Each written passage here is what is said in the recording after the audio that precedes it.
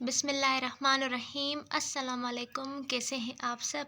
Hope so कि सब ठीक होंगे और अपनी स्टडीज़ को एंजॉय कर रहे होंगे। आज हम सेकंड सेमेस्टर का चैप्टर नंबर 8 पढ़ेंगे, जो कि ह्यूमन रेस्पॉन्स टू इलनेस है। तो स्टार्ट करते हैं। इनके जो ऑब्जेक्टिव्स हैं वो टोटल 6 है, जिनमें से जो स्ट्रेस वाले ऑब्जेक्टिव हैं वो आज हम इस लेक्चर में करेंगे और उसके बाद कोपिंग वाले हम दूसरे लेक्चर में उनको डिस्कस करेंगे। तो देख लेते हैं कि स्ट्रेस वाले कौन से हैं। Define coping stress tolerance pattern, differentiate the concept of stress as stimulus response and transaction, identify physiological and psychological manifestation of stress. तो ये 3 ऑब्जेक्टिव्स आज हम इस वीडियो में कवर करेंगे। सबसे पहले देख लेते हैं डिफाइन कोपिंग स्ट्रेस टॉलरेंस। हमें अगर स्ट्रेस होगा तो हम उसको कोप भी करेंगे। तो इसका क्या मतलब है, हम F1 में इसको क्यों डिस्कस कर रहे हैं, स्ट्रेस एंड कोपिंग को। ठीक है। Coping stress tolerance indicate how someone will allow their personal life to be influenced by occurring events. Coping और stress वाला जो पैटर्न है वो इंडिकेट करता है कि कोई शख्स कैसे अपनी पर्सनल लाइफ को अलो करता है कि बाहर से कोई भी इवेंट है या कोई भी स्टिमुलस है या कोई भी ऐसी चीज़ जो कि उसके ऊपर इन्फ्लुएंस करे, उसको स्ट्रेस दे। And what they will take away from the experience, और उस एक्सपीरियंस से वो क्या टेक अवे करता है, उसे स्ट्रेस होता है या फिर वो उसे कोप करना सीखता है, ये क्या है, इसका मसला क्या है। ठीक है। तो आज हम डिस्कस करने जा रहे हैं स्ट्रेस के बारे में। होप सो कि कोपिंग स्ट्रेस टॉलरेंस आपको समझ आ गया होगा। इसमें जस्ट सिंपली पर्सन अलो करता है किसी को कि कैसे जो बाहर वाली चीज़ें हैं वो उसको कैसे इन्फ्लुएंस करती है। तो सबसे पहले देख लेते हैं स्ट्रेस। स्ट्रेस लफ्ज़ सुनकर ही आपके जहन में क्या आता है? जी हाँ, जो आपके जहन में अभी स्ट्रेस को सोचकर माना आ रही है वो ही असल में स्ट्रेस है। स्ट्रेस एक ऐसी कंडीशन है जिसमें जो बंदा, उसका नॉर्मल जो बैलेंस स्टेट होती है वो चेंज हो जाती है, उसके मूड चेंज हो जाते हैं, उसके बिहेवियर चेंज हो जाते हैं। तो स्ट्रेस क्या है? एक कंडीशन है in which an individual experience change in normal balanced state. उसकी जो रोज़मर्रा की नॉर्मल स्टेट बैलेंस है, ठीक है, वो उसमें चेंजेस आ जाती हैं, तो क्या हो जाता है? स्ट्रेस होता है। दूसरी डेफिनेशन देखते हैं क्या लिखी है। स्ट्रेस इज़ फिजियोलॉजिकल, हमारा फिजियोलॉजिकल बिहेवियर चेंज हो जाता है। साइकोलॉजिकल, हम साइकोलॉजिकल ठीक नहीं होते, हमें डिप्रेशन, एंजाइटी वगैरह होती है। ठीक है। Stress is physiological and psychological response to challenging और थ्रेटनिंग सिचुएशन। अब ये फिजियोलॉजिकल एंड साइकोलॉजिकल रेस्पॉन्स क्यों आ रहे हैं? ये बाहर में कोई चैलेंजिंग या थ्रेटनिंग सिचुएशन के ज़रिए ही रिस्पॉन्स क्रिएट हो रहा है। ठीक है। वो किस किस चीज़ में, फिजियोलॉजिकल भी हो सकता है या फिर साइकोलॉजिकल भी हो सकता है। तो स्ट्रेस आप लोगों को समझ आ गया होगा। अब नीचे चलते हैं स्ट्रेसर। ये स्ट्रेसर क्या चीज़ है? स्ट्रेसर कोई भी ऐसा फैक्टर, कोई भी ऐसी सिचुएशन, कोई भी ऐसा इवेंट जो कि उस इंडिविजुअल को ट्रिगर करे, किसके लिए? स्ट्रेस के लिए। ठीक है। Stressor are any event or any situation that cause an individual to experience stress.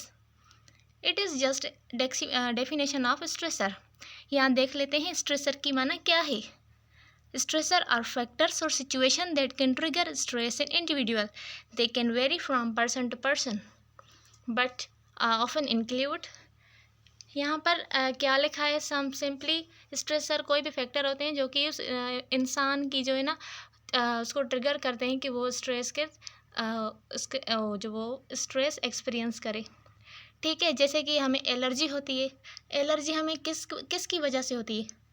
Allergen की वजह से हमें एलर्जी होती है ना। ऐसे ही हमें स्ट्रेस भी स्ट्रेसर की वजह से होता है।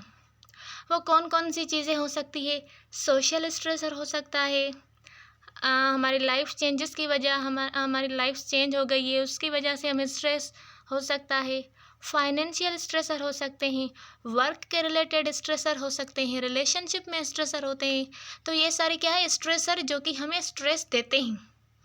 ठीक है, होप सो कि स्ट्रेस एंड स्ट्रेसर का आपको कॉन्सेप्ट समझ आ गया होगा। उसके बाद सेकंड ऑब्जेक्टिव है differentiate the concept of stress as stimulus, as response and as transaction. तो सबसे पहले हम स्ट्रेस एज स्टिमुलस को डिस्कस करते हैं कि स्ट्रेस एज स्टिमुलस क्या है। सबसे पहले जो वर्ड स्टिमुलस है, आपको सोचकर क्या जहन में आ रहा है? स्टिमुलस किस चीज़ को कहते हैं? स्टिमुलस मीन्स जो किसी चीज़ को स्टिमुलेट करे जाकर। ठीक है, तो यहाँ पर जो ये स्ट्रेस है, stress can indeed act as stimulus. Stress एक स्टिमुलस के तौर पर भी हो सकता है, triggering various physiological and psychological response in the body. ठीक है, कौन कौन से ऐसे स्ट्रेस जो है वो स्टिमुलस के तौर पर होते हैं? जैसे कि प्रेगनेंसी है, डिवोर्स है। ठीक है, डिवोर्स का सुनते ही वो क्या, जब उसने लफ्ज़ डिवोर्स सुना तो क्या हुआ, उसको स्टिमुलेट हुई, तो फिर उसको क्या हो जाएगा, स्ट्रेस हो जाएगा ना। रिटायरमेंट है, ऐसे ही बहुत सारे ऐसे फैक्टर्स जो कि स्टिमुलेशन का काम करते हो स्ट्रेस में। ठीक है, तो वो सिंपली स्ट्रेस एज स्टिमुलस कहलाते हैं। इसके बाद है स्ट्रेस एज रिस्पॉन्स। हमें जब स्ट्रेस होता है तो उसका रिस्पॉन्स क्या होता है? Stress as response refers to the body's natural reaction when faced with a challenging or threatening situation। अब स्ट्रेस एज रिस्पॉन्स ऐसे डिफाइन होता है कि बॉडी की जो नेचुरल रिएक्शन है किसी भी स्ट्रेस के सामने, किसी भी ऐसी चैलेंजिंग या थ्रेटनिंग सिचुएशन के सामने हमारी बॉडी का क्या रिएक्शन है, तो वो सिंपली क्या कहलाता है, स्ट्रेस एज रिस्पॉन्स। कौन सा रिस्पॉन्स हमारी बॉडी शो कर रही है? This response often referred to the fight और flight response.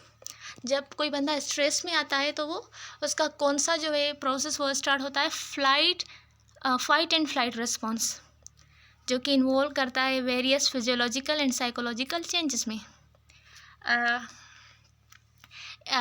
Aimed at preparing the body to deal with the perceived threat.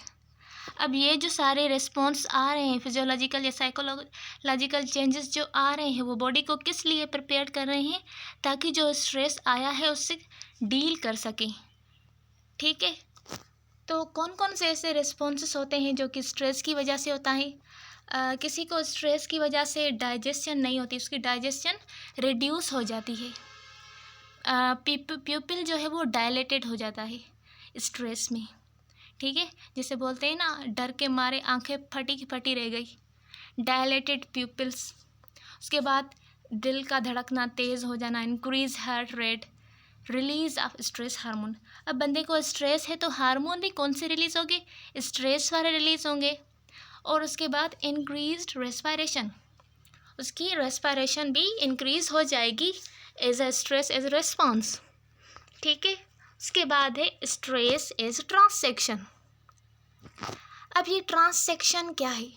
The concept of stress as transaction is often associated with the transaction model of stress and coping developed by Richard Lazarus and Susan Folkman. Stress as transaction को किसने जो है ना define किया था? नीचे दो scientist लिखे हुए हैं, Richard Lazarus and Susan Folkman ने अपने स्ट्रेस एंड कोपिंग मॉडल में इसको डिफ़ाइन किया था। ठीक है, ये जो स्ट्रेस एज ट्रांसैक्शन है ये बिटवीन किसी इंडिविजुअल और उसके जो एनवायरनमेंट है उसमें जनरेट होता है। ठीक है, स्ट्रेस यहाँ पर इसकी डेफिनेशन लिखी है, इसको डिस्कस कर लेते हैं। ठीक है, stress as transactional process is involving the interaction between an individual and their environment। Stress as transactional जो प्रोसेस है वो इंडिविजुअल और उसके एनवायरनमेंट के बीच में होता है। ठीक है, these responses are adaptive in short term stressful situation, helping individual react quickly to danger। ये जो स्ट्रेस एज ट्रांसैक्शन है ये शॉर्ट टर्म शॉर्ट टर्म के लिए हमें जो स्ट्रेस होता है, स्ट्रेसफुल जो सिचुएशन होती है, उनको हैंडल करने के लिए, उनके लिए जल्द से जल्द रिस्पॉन्ड या रिएक्शन क्रिएट करने के लिए स्ट्रेसेस ट्रांसैक्शन होता है। जैसे कि मैं यहाँ पर एक मिसाल दे दूँ आपको कि लेज़रस ने बोला था कि सबकी जो सेंसिटिविटी है ग्रुप में पीपल्स हैं, उसकी सेंसिटिविटी चेंज होगी, उनकी नेचर चेंज होंगी। फॉर सपोज़ दो फ्रेंड्स हैं, ठीक है, उनके सामने कुत्ता आ रहा है, तो लाजमी नहीं है कि दोनों ही फ्रेंड्स कुत्ते से डर जाए, क्योंकि उनकी सेंसिटिविटी चेंज है, ठीक है। तो एक जो है फ्रेंड वो कुत्ते से डर जाएगा, उसको स्ट्रेस हो जाएगा, लेकिन जो दूसरा है उसकी नेचर उससे चेंज है, वो उससे नहीं डरेगा, ठीक है ना, वो उससे नहीं डरेगा। और उस वक्त जो फ्रेंड डर रहा था उसके अंदर एक स्ट्रेसफुल जो है ना सिचुएशन क्रिएट होती है, जो कि उसको क्या करती हैं, क्विकली रिएक्ट करवाती हैं उसकी डेंजर, कुत्ता आ गया, उसको डेंजर लग रहा है ना, ठीक है। तो वो उसको हैंडल करने के लिए जो रिस्पॉन्स होता है जो स्ट्रेस की वजह से, उसको हम क्या कहते हैं, स्ट्रेस ट्रांसैक्शन। उसके इन्वायरमेंट में उसका असर हुआ ना, ठीक है। However, chronic or excessive stress can have negative effect on health. मगर जो क्रोनिक या फिर एक्सेसिव स्ट्रेस होते हैं उनका नेगेटिव इफेक्ट भी होता है हेल्थ के ऊपर।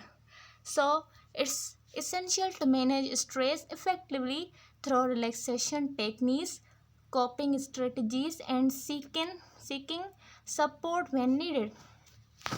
तो हमने क्या करना है, हमने स्ट्रेस को रिड्यूस करने के लिए रिलैक्सेशन वाली टेक्निक्स को अपनाना है, कोपिंग स्ट्रेटजीज़ को अपनाना है और किसी से सपोर्ट लेनी है अगर हमें ज़रूरत में हो, वरना वो नेगेटिव इफ़ेक्ट कर सकती है हमारी हेल्थ के ऊपर, ठीक है। होप सो कि आपको स्ट्रेस इस ट्रांसैक्शन का कॉन्सेप्ट समझ आ गया होगा। उसके बाद यहाँ पर एक दूसरा साइंटिस्ट था, सेली, उसने क्या कहा था, स्ट्रेस कुछ भी नहीं है, ठीक है ना, स्ट्रेस कुछ भी नहीं है जो हमें मारता है। It is not stress that kill us, वो कोई स्ट्रेस नहीं है जो हमें मारता है। It's our own reaction to it, हमारा ही रिएक्शन होता है किसी बाहर वाले इवेंट पे या बाहर में कोई हमें स्टिमुलस हो रहा है, हमारा ही रिएक्शन होता है, कोई स्ट्रेस नहीं होता, ठीक है। तो आपने स्ट्रेस नहीं लेना हमेशा। इसके बाद है identify physiological and psychological manifestation of stress. हमने देख लेना है कि स्ट्रेस की वजह से फिजियोलॉजिकल एंड साइकोलॉजिकल कौन कौन से मैनिफेस्टेशन होते हैं। तो जो यहाँ पर ये वाले हैं, ठीक है, इस साइड वाले हैं, ये हैं फिजियोलॉजिकल मैनिफेस्टेशन और इस साइड वाले साइकोलॉजिकल मैनिफेस्टेशन हैं। फिजियोलॉजिकल में क्या क्या होता है, स्वेटिंग होती है, dilated प्यूपिल, reduced digestion, increase respiration, muscle tension, जैसे कपकपाहट होती है ना, वेट लॉस या फिर weight gain, acne, high blood pressure, उसके अलावा इरेगुलर पीरियड्स का आना, ठीक है। ये क्या है, सारे फिजियोलॉजिकल मैनिफेस्टेशन है स्ट्रेस के। उसके बाद साइकोलॉजिकल कौन कौन से हैं, सब्सटेंसेस एब्यूज़, बार बार उनको छोटी छोटी बातों पे झगड़ा कर लेना, चेंजेस इन ईटिंग हैबिट्स, उनकी ईटिंग हैबिट्स जो है वो चेंज हो जाए, डिप्रेशन में आ जाए, स्लीप डिस्टर्बेंस, उसको नींद ना आए, इमोशनल चेंजेस, वो इमोशनली उसके जो भी उसको इमोशन है वो चेंज हो जाएं, थोड़ी थोड़ी बात पर गुस्सा हो जाए, ऐसे एंजाइटी, डिफ़िकल्टी इन कंसंट्रेटिंग, अगर कोई किसी से बात कर रहा है तो उसकी बात को कंसंट्रेट नहीं कर पा रहा, ठीक है। तो ये सारे क्या थे, psychological manifestation of stress. Hope so कि आपको स्ट्रेस के बारे में पूरी इन्फॉर्मेशन मिल गई है, आपको अच्छे से समझ आ गया है। अगर कुछ समझ नहीं आया तो आप कमेंट सेक्शन में मुझसे पूछ सकते हैं और अपने फीडबैक दे सकते हैं, ठीक है। तब तक के लिए अल्लाह हाफ़िज़, मिलते हैं नेक्स्ट वीडियो में।